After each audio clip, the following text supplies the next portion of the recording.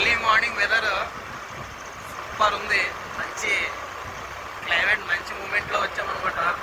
Foggy కూడా ఉంది. Early morning చూడొచ్చు, అదిరిపోయింది. ఫీల్ మాత్రం సూపర్ ఉంది. పనండి ఇక బయలుదేరి. ఎర్లీ మార్నింగ్ కదా, పోయే రూట్ కూడా చాలా ప్రశాంతంగా ఉందన్నమాట. అది పోయే రూట్లో ఒక ఫ్యాక్టరీ చూడొచ్చు. అలాగే ఇప్పుడు మీకు దూరంలో అక్కడంతా ఏం లేదనుకున్నారు కదా, కానీ అక్కడ ఒక కొండ ఉంది. ఫాగుతో అంతా మొత్తం కప్పబడి. క్లైమేట్ చూడండి ఆడ ఒకసారి. పీక్స్ అంతే, కొండంతా ముచ్చిపోయింది ఇంకా ఫాగుతో.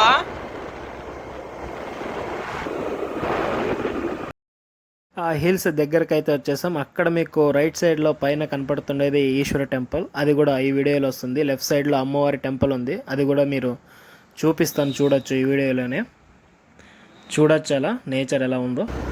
Next level. ఇంకా మీరు చూడండి, ఇంకా అసలు మాటలు లేవు, ఇంకా మాట్లాడుకోవాలి లేవు. ఊరికే ఇంకా చూస్తూ ఉండాలంతే. ఇక్కడ మీకు ఒక వ్యూ చూపిస్తాను, ఫస్ట్ చూడండి, తర్వాత మాట్లాడుకుందాం.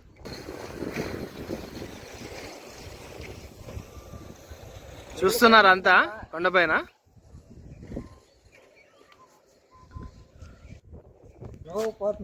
చూసారు కదా, అది ఇంత ఏమనుకున్నారు, కెమెరా సరిగ్గా లేదు, వీడు ఏం తుడుచుకోలేకుండా తీసినాడు అనుకుంటున్నారు కదా. కాదు, అది కొండపైన ఫాగ్ అనమాట.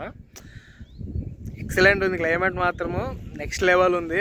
చూస్తున్నారు కదా, నా వెనక కూడా చూడండి, అదింత ఫాగే. చూస్తున్నారు కదా. ఇంకా ముందు చాలా ఉంది పైన, చూపిస్తాను. కలుద్దాం మళ్ళీ. ఇది వచ్చేసి కొండ ఎక్కేకి మా తిప్పలు అనమాట. అసలు పరమ చెత్త రోడ్ అది. రాళ్ళు రప్పలు, పక్కలో ఉండే కొండ మొత్తం ఇరిగి పడిన రాళ్ళన్నీ అడ్డం ఉన్నాయి. అలాగే వెళ్ళాం. ఇది రెండో కొండ అనమాట. ఫస్ట్ది వేరే, ఇది వేరే. సో మీరు చూడొచ్చు రూట్ ఎలా ఉందో. ఇది ఇంకొక కొండ అనమాట. దీనికి వచ్చి వెహికల్ వెళ్ళేకుండదు, డైరెక్ట్ కింద నుంచే నడవాల్సి వస్తుంది. హాయ్ ఫ్రెండ్స్, కొండకైతే వచ్చినాం కానీ ఎక్కే చాలా దోలు తీరిపోతుంది. రూట్ చూడొచ్చు ఎలా ఉందో. ఇలాగే ఎక్కకుండా ఇప్పుడు అక్కడ దాకా వెళ్ళాలా. అక్కడ ఆల్రెడీ కొండ మొత్తం ఫాగ్తో నిండిపోయింది. కొండ కనబడట్లేదు, మీరు చూడొచ్చు. పెద్ద కొండ ఉంది ఆడ. ఇంకా ఈ రూట్లోనే వెళ్ళాలా. కష్టపడి కొండెక్కిన తర్వాత ఈ వ్యూ చూసినాక నాకు ఇంకా ఆయాసం అంతా చాలా అవుతుండే. దెబ్బకంతా వెళ్ళిపోయింది అనమాట. చాలా రిలాక్సింగ్గా ఉంది.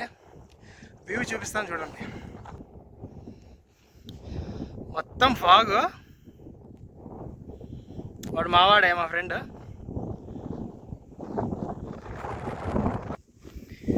ఏదో మేఘాలు అంచుల్లో నిలబడినట్టుంది. ఇది వచ్చేసి పైకి ఎక్కిన తర్వాత ఎగ్జైట్మెంట్ తట్టుకోలేక కొన్ని ఫోటో షూట్స్, వీడియో షూట్స్ చేసామన్నమాట. అదే కొన్ని బిల్డప్ షాట్స్ అంటారు కదా, అలాంటివి. ఇంకా ఇక్కడైతే ఇదేం బిల్డప్ షాట్ కాదు, కానీ ఆ ఫీల్ అలాంటిది. మీరు ఒక ఇంట్రోవర్ట్ అయ్యండి, అందులోనూ మీరు ఒక నేచర్ లవర్ అయి ఉంటే ఇది మీకు అర్థమవుతుంది. అది ఆ కిక్కే వేరనమాట. Just feel అవ్వాలంతే. అక్కడ మాటలేముండవు. మీరు ఆ ప్లేస్లో ఉన్నప్పుడు ఎలా ఉంటుందో, సో ఆ అనుభూతి వేరేలా ఉంటుంది. నాకు కూడా అదే ఫీలింగ్ అనమాట. ఎక్స్ప్రెస్ చేయడానికి మాటలు లేవనమాట. అంత పీస్ఫుల్గా ఉంది, అంత బాగుందనమాట. నాకైతే బాగా నచ్చింది. ఏదో మేఘాల్లో నిలబడినట్టుందనమాట. ఎక్సలెంట్ ఉంది. లైట్గా సూర్యోదయం కూడా అవుతుంది, మీరు చూడొచ్చు. మేఘాల మధ్యలో చీల్చుకొని సూర్యుడు వస్తున్నాడు. అసలు మాటలు లేవన్నమాట. Next level. మీరు కూడా ఎంజాయ్ చేయండి చూసి. కొండ అంచునైతే ఉన్నాం కదా, అలా మేఘాలు నా ముందే అలా వెళ్ళిపోతున్నాయి అన్నమాట. సో అలా చూస్తూ ఉండిపోయాను. మీకు కూడా కొన్ని చూపించే ట్రై చేశాను.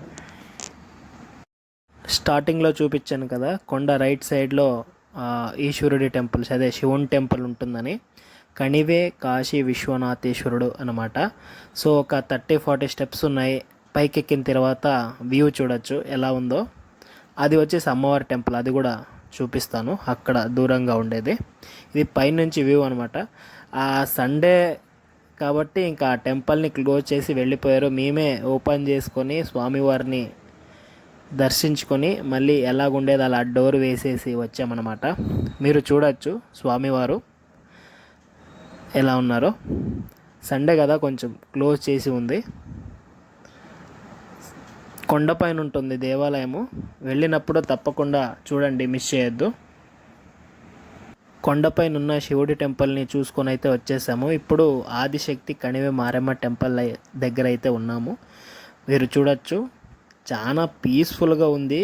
అసలు మిస్ చేయకండి. హిల్స్కి వెళ్ళడానికి స్టార్టింగ్లోనే ఉంటుంది. లోపల కెమెరా అలో లేదు, అందుకే ఇక్కడ వరకు మాత్రమే తీశాను.